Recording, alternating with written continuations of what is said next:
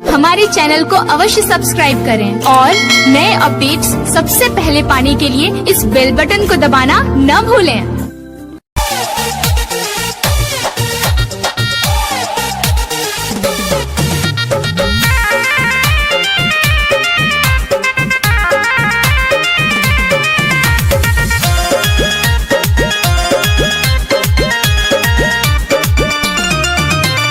केकरा से बात करे छो सारी सारी रतिया, केकरा से बात करे छो सारी सारी रतिया।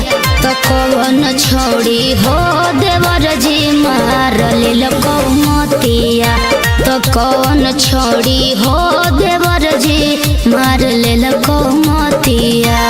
बोहलाई में सरहम लागई दिला बह के बतिया, बोहलाई में सरहम लागई दिला बह के बतिया। का तोरे बहिनिया हे भौजी माई डालेला का मोतिया, का तोरे बहिनिया हे भौजी माई डालेला का मोतिया। झूठ मत बोलो।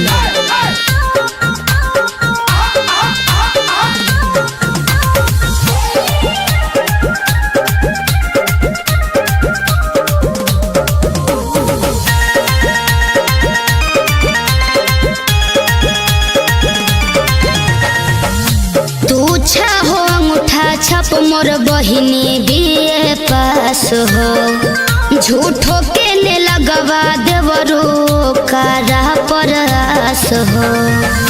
तोरे बहिन में भौजी बसल छापरान है, सहदिया कराई दे नहीं ते दे देबा हम जान है। रही रही याद आबै बोलला ओह करा बतिया, रही रही याद आबै मीठी ओ करा बतिया।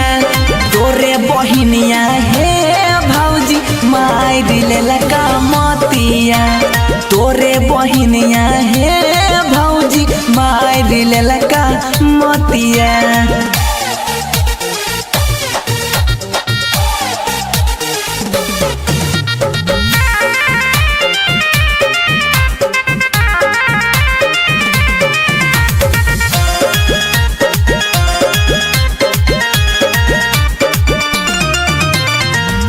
बोले में तोरा देवरू लाग नहीं छे लाज हो, एक घर में दोनों बहिनी दूसत ही समाज हो। हमारा संग बहिन तोहरा सोखा बहरी पैता। अच्छा खाना वो बनैता है भौजी गोरा वो तोरा दाबैता। भैया से कही के बंसी करैबो तोहर बतिया, जब करे छो जिद तना मानै छी यही बतिया। खुश रहे देवर जी भैया से कहरब बतिया, अरे खुश रह देवर जी भैया से कहरब बतिया।